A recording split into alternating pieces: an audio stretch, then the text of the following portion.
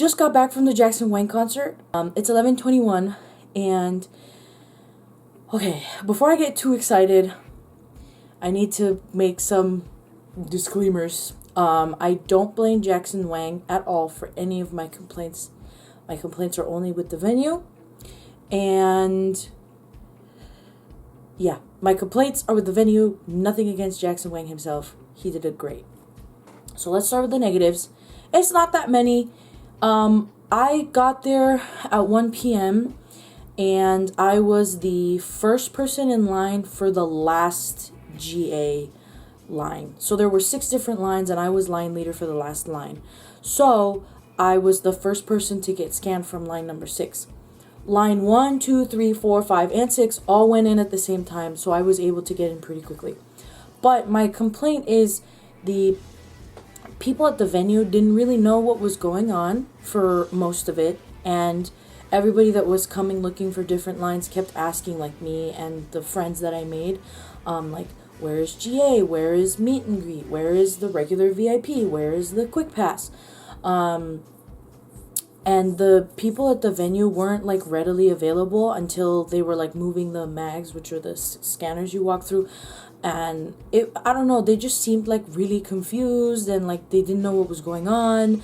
And then we kept asking them questions about like what was allowed and what wasn't allowed into the venue, because some people took their GOT7 light sticks.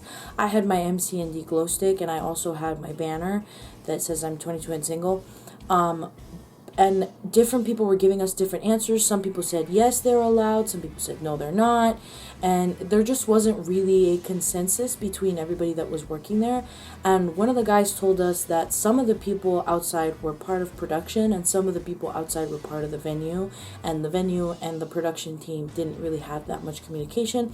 So that's why there was that mistake there. And then the other complaint that I have, other than like how disorganized these people were how disorganized these people were amongst each other, there was also the fact that like everything was running super behind. So I don't know what time the meet and greet people were scheduled to go inside, but I'm pretty sure they went inside late, because the VIP people that went in before the quick pass people, they were supposed to be let in at 4 p.m. and they were not let into the venue until like 5:30, and by the time they were in there it was 6 o'clock, and they still had to do their sound check. So I feel like they only had 1 or 2 songs at sound check instead of like 4 or 5, which is like the usual. But I don't know why soundcheck ran like super behind. And then the quick pass people got to go after the soundcheck group, and that meant that we, the regular GA people, were gonna start being let in at 6:30. We were not inside the venue until like 7 p.m. And the only reason why I got in there so fast is because, again, I was the line leader for my line. And I was not aware that this entire venue was GA. I thought that it was seated balcony, but you know, like regular GA floor. So when I got there, as you saw in that clip that I put in, I tried my best to go as much as I could to the front. I really did want to make it to barricade, but nobody was budging. So if I would have been like, excuse me, my friend's up there, or if I would have been like, excuse me, I would like to get to the front, you know, even though I was just one person, nobody was budging. Literally nobody would move from their spot. So it would have been impossible for me to go up there. So the spot that I originally had in the GA floor section was horrible. Like, I could not see anything from the stage. Like, the screens were super helpful and they were right there, but if I would have wanted to see like Jackson like through people's heads, it would have been just like in Hypen. In fact, it would have been even worse, because I wasn't row 4. I was like row 13 or 14, or maybe even further back. So then when my friend Alexis messaged in the group chat that she discovered that the balcony upstairs was also open seating, which, you know, open like standing section, I decided to go up there, and I had one of the best views ever. Like, it was beautiful, which leads me Now that we've done with the negatives, leads me on to my positives. The spot that I ended up having up in balcony was amazing, and I like that this venue was 100% completely open seating. I'm saying seating even though there were no seats, but like you could choose if you wanted to be floor, you could choose if you wanted to be balcony. And I definitely recommend that if you're going to be going to this place, it's called the Shrine Temple Hall, I think, here in LA. If you ever go to a concert and you get regular GA and you didn't get any of the VIP packages, definitely go to the balcony first, because it was beautiful. I could see Jackson in a decent size. Like it was way better than what I had for BTS or in Hypen, for example. I had nobody blocking my way. I could see him like in full, and if I wanted to, I could use the screens to view him as well. It was completely optional to use the screens for me this time. Oh, that's another small negative. If I would have been 100% relying on the screens, there were a few times where the effects were a little too much, and there were some times where they were only effects and you couldn't see Jackson. And I think the smoke was a little too much in the elevator sometimes. Anywho, I had a great view up there in the balcony, and I wasn't like squished by all of these people in the pit. Like the floor section got super, super, super mega packed, like all the way to the back, like people, like rows of people, like squished like this, dude. Like it was insane. And the sound quality was good. When he was talking, I could understand him. I appreciate that Jackson spoke English to us. I know that he's like nearly fluent in English, but I always appreciate when artists who don't mainly make things in English make the effort to speak to English in us. And I know that his entire album was in English, and like, you know, it's not technically a K-pop concert, but I appreciate that he was doing English. I like that there were live musicians, but there were also like recording options, and I also like that he did a mix of like his recorded vocals so that he could give himself a rest, and at the same time you could hear him sing live every now and then. He's really good at hyping up a crowd. He really knows how to get people going. When the three girls got onto the stage, I was just completely losing it. Yeah, and there was one thing that happened at this concert that I had never experienced at any of the other concerts that I've been to, both K-pop and not K-pop. I actually cried at this concert, and the reason why is because there was a part of the concert that was like an intermission and they were playing videos. I didn't record it. I don't record the videos. Where he was talking about what it was like to be a part of GOT7 for like 10 years, and that even though he appreciates that he's like gained this huge fandom from being in GOT7, and that, you know, GOT7 kind of like helped him launch his career, he never really stopped to ask himself like, who am I? What makes me me?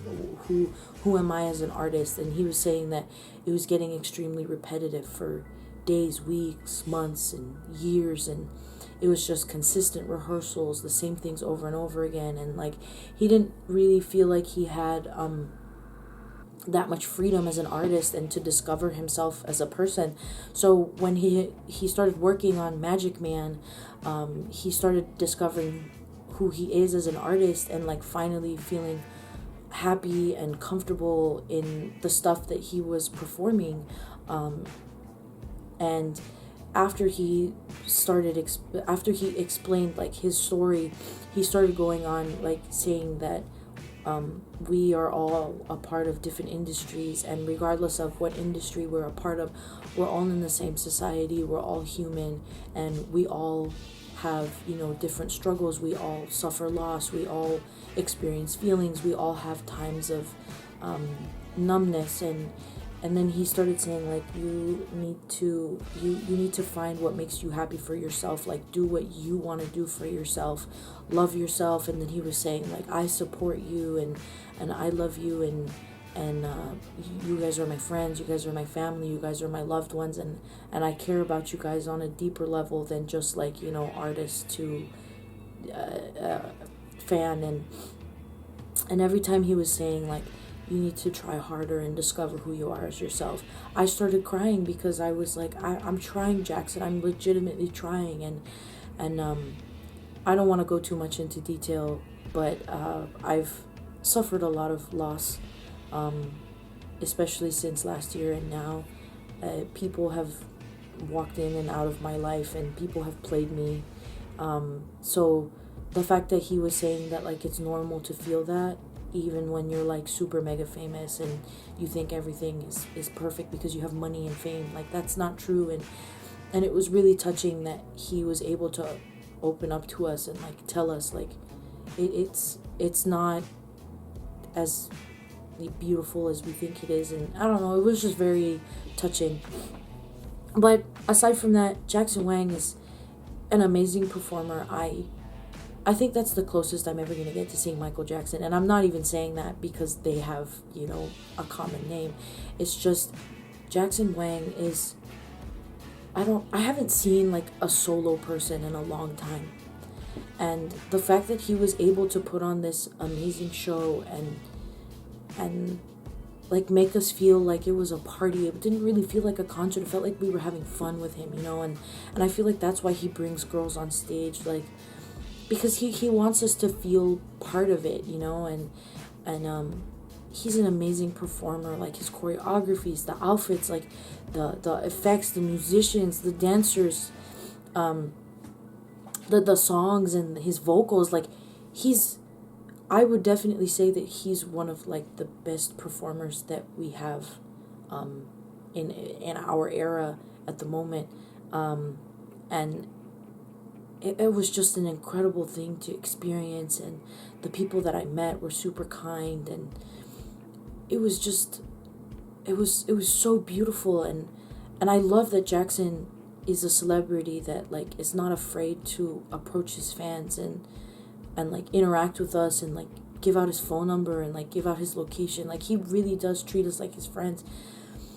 But he played all of my favorite songs. He did 100 Ways, Leave Me Loving You, Drive It Like You Stole It, Blow, Come Alive.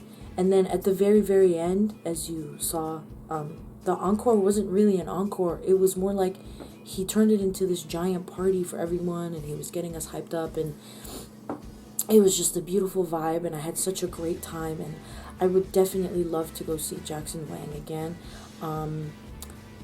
And before I show the stuff that I got at the concert, it wasn't a lot.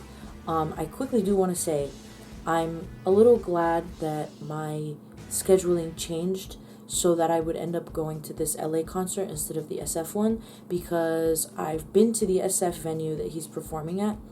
It's the same one that I went to for TXT, and I know that there's no like open seating for balcony.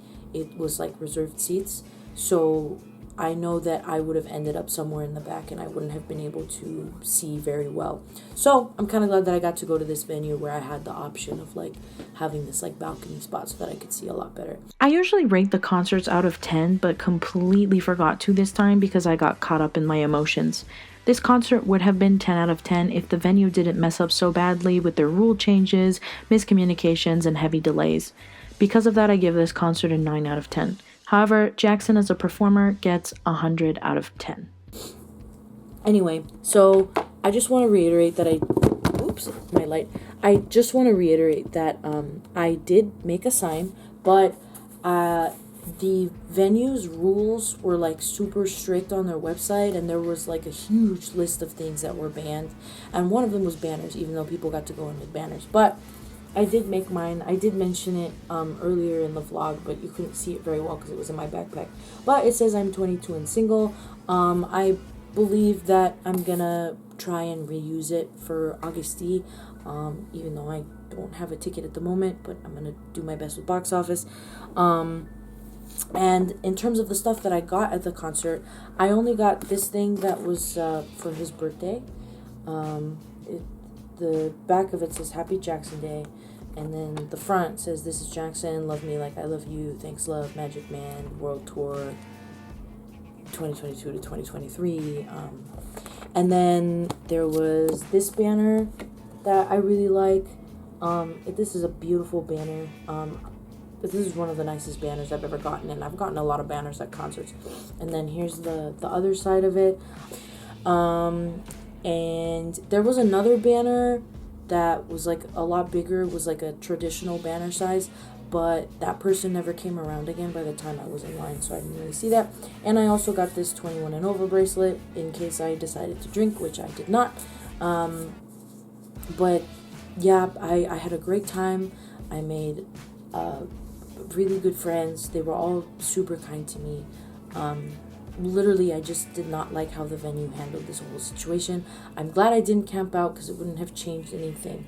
And Jackson, I don't know if you're ever going to see this, but truly thank you for who you are as an artist and for being different in the K-pop industry and really accepting us as your friends instead of your fans. And I love you for that, and I have massive respect for you now, bro. Like, I really didn't know much about Jackson before this concert, and now I feel like I really do know him on a very deeper personal level because of this concert.